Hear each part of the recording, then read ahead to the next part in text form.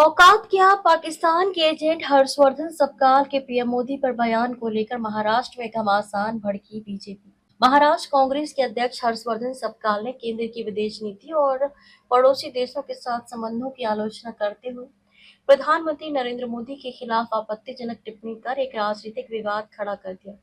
हर्षवर्धन सबकाल के बयान पर एकनाथ शिंदे, नीतीश राणे समेत कई नेताओं ने तीखा हमला किया है। महाराष्ट्र कांग्रेस अध्यक्ष हर्षवर्धन सबकाल के पीएम मोदी को दिए गए अमर्यादित बयान पर घमासान शुरू हो गया है। बीजेपी ने हर्षवर्धन सबकाल पर निशाना साधा है। महाराष्ट्र के उप मुख्यमंत्री एकनाथ शिंदे ने भी कांग्रेस अध्यक्ष हर्षवर्धन सबकाल को जमकर सुनाई। उन्होंने कहा कि कांग्रेस ने नरेंद्र मोदी के खिलाफ जो निचले स्तर की टिप्पणी की है वह गड्ढे में जाएंगे। नीतीश राणे ने भी निशाना साधा। भाजपा विधायक सुधीर मुनगंटीवार ने तीखी प्रतिक्रिया देते हुए कहा कि जैसे कांग्रेस के नेता हैं वैसे ही उनके कार्यकर्ता हैं, जैसे संस्कार हैं वैसे ही उनकी भाषा है।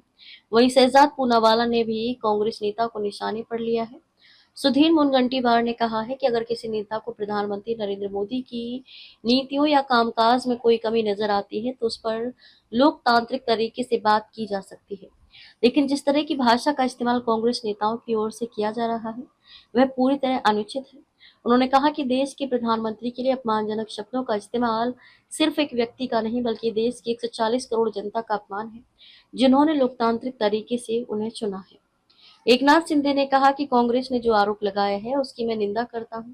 मैं इतना कहता हूं कि देश का असली धुरंधर नरेंद्र मोदी हैं। उन्होंने देश को आगे बढ़ाया है। जिन्होंने आरोप लगाया है वे असली दरिंदर हैं।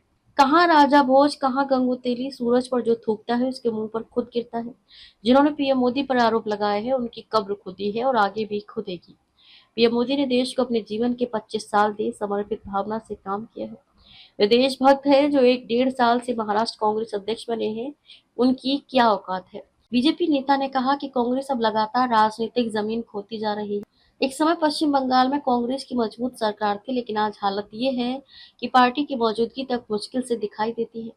बिहार समेत कई राज्यों में भी कांग्रेस की स्थिति कमजोर हो चुकी है। उनके मुताबिक सत्ता से दूर होने के बाद कांग्रेस नेताओं को चारों तरफ अंधेरा दिखाई दे रहा है और इसी वजह से वे इस तरह की बयानबाजी कर रहे हैं।